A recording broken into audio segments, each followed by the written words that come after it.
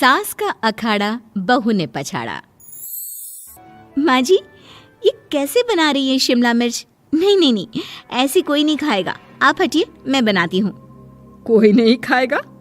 अरे तेरे मायके वालों के लिए नहीं बना रही हूँ, अपने पति, बेटे और बेटी के लिए बना रही हूँ। और वो लोग शिमला मिर्ची ऐसी ही पिछले कई सालों से खाते आ रहे हैं। बहू बहू हो ना, थोड़ा सोच समझ कर जबान खोला करो, समझी?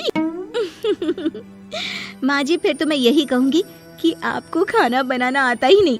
बहू शिमला मिर्च बना लेती है, लेकिन अपने अंदाज में।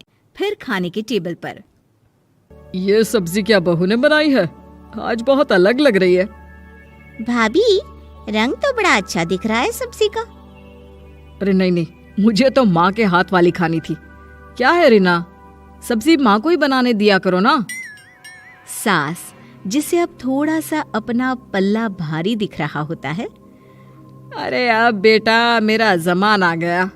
ये घर कभी मेरे नाम से चलता था, लेकिन अब लग रहा है कि मेरा होना ना होना एक ही बराबर है। बहू तो पूरे घर के साथ रसोई में भी राज करना चाहती है। माँ जी, आप ही ने तो कहा था शादी के वक्त कि रानी बनाकर रखेंगी मुझे। तो देखिए, रानी का काम यही होता है ना, राज करना। अरे देख बहू, माना तू राज करना चाहती है, लेकिन भूल मत, पूरी रियासत अभी मेरी है। अरे कैसी बात कर रही हो तुम दोनों? और ये क्या तरीका होता है बहू से बात करने का? बेचारी अभी तो आई है, उसको आजादी भी नहीं दोगी क्या? तो वो इस घर को अपना घर कैसे समझेगी? देखिए पापा, माँ सही कह रही है। घर को अपना घर समझी, इसमें कोई बुरी बात नहीं है। लेकिन सिर्फ अपना और हमें पराया करने की कोशिश करे ना जी ना, ये सोच तो बिल्कुल अच्छी नहीं है। देख, तू छोटी है ना, छोटी की तरह रहा कर। हर बात पर बीच में ना बोला कर। क्यों? वो मेरी बेटी है तो मेरे तरफ से ही बोलेगी ना। माँ जी, ये तरफ क्या होता है? हाँ, वो मेरी बहन नहीं है क्या? मैं मानती हूँ कि आज मैंने सब्जी बना दी, लेकिन थोड़ा खाने में बदलाव करना हम स्त्रियां भी तो जानती हैं और चाहती भी हैं। तो इसका मतलब ये तो नहीं कि घर के खाने की कोई वैल्यू ही नहीं है। देख, मैं कोई बहस नहीं करना चाहती, जाओ खाना खा लो। सभी खाना खाने बैठ जाते हैं। अगले रोज, माँ जी प्लीज, ये आस पड़ोस वालों को बोलिए ना, मुंह उठाकर घर में मत आ जाया करे। अरे किसी के घर आने जाने का कुछ वक्त तो होना चाहिए। यहाँ तो सारा दिन मानो लोगों ने धर्मशाला बनाकर रखी है। बहू, वो हम लोगों के परिवार जैसे हैं, पिछले 25 साल से हमारे साथ है। और ये मेरा घर है, यहाँ कौन आएगा कौन नहीं ये तू कैसे डिसाइड करेगी? और हाँ, तुझे अगर पसंद नहीं ना तो अपने कमरे में चली जाया कर। वो लोग बात ही कर रहे होते हैं कि पड़ोसन आ जाती है। अरे बहन, हम लोगों ने जागरण रखा है माता का आज रात, सुबह का भंडारा भी, तो बहू रानी को लेकर आना। आना हाँ बिटिया? अच्छा चलती हूँ, और घरों में भी निमंत्रण देना है। अरे हाँ हाँ, हम जरूर आ जाएंगे। वैसे किस किस को बुला रही हूँ? वो तुम्हारी ननद और भाभी भी आ रहे हैं क्या? माँ, क्या आप इनके पूरे खानदान को जानती हैं? अरे भाभी ने ही तो मेरी ननद की शादी की पूरी तैयारियां कराई थी, और मेरे मायके में भी पापा की मौत के बाद वहाँ रहकर इन्होंने ही मुझे संभाला था। इतना तो कोई किसी के लिए नहीं करता। अच्छा, मैं ना फल दे जाऊंगी, काट देना भाभी, मैं दूसरे काम पूरे कर लूंगी।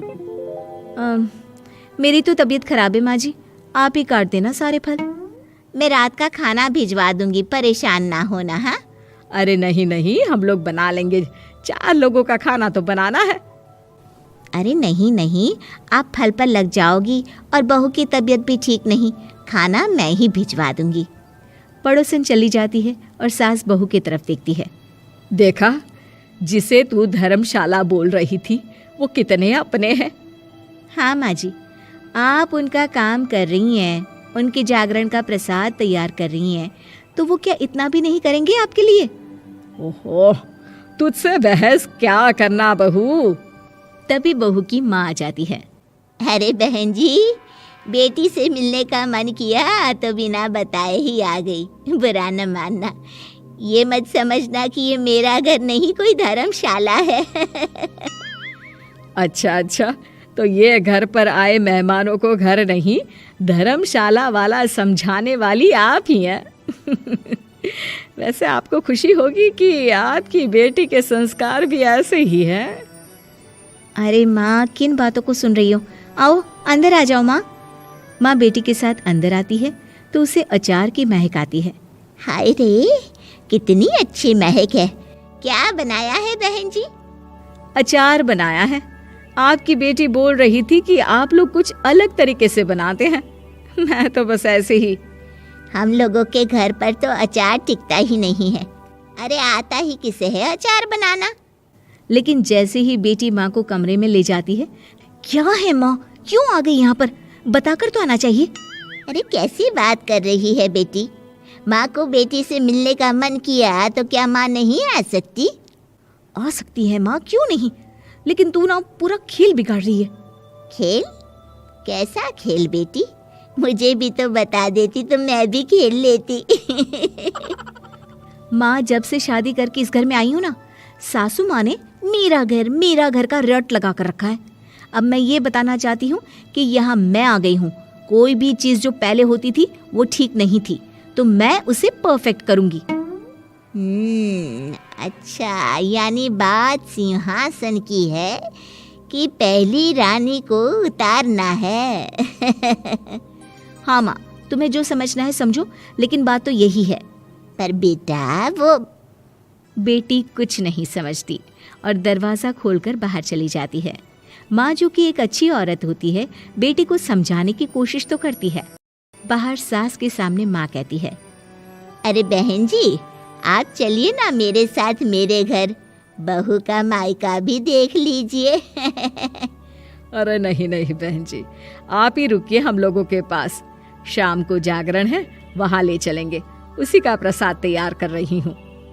अच्छा, हमें भी तो सिखा दीजिए कैसे तैयार करते हैं। अरे कैसी बात कर रही हो माँ, कितने जागरण करवा चुकी हो तुम? देख बेटी, एक बात गांठ बांध ले, हर बेटी माँ के घर जो होता है वो देखती है, लेकिन सीखती वो सास के पास ही है। सास का संस्कार वो अपनी सास से सीखती है, जो वो अपनी बहू को देती है। तो बेटी, यहाँ के रीति रिवाज, रहन सहन, बोली भाषा अपनी है, जिसे तुझे ना सिर्फ फॉलो करना है बल्कि सीखना भी है। और जहाँ तक सवाल है पूरे घर की रानी बनने का, तो जब तक तेरी सास महारानी है, तू रानी ही तो रहेगी। क्यों बेटा? बहू माँ की बात समझ जाती है और सास भी बहू की माँ का मन ही मन शुक्रिया अदा करती है।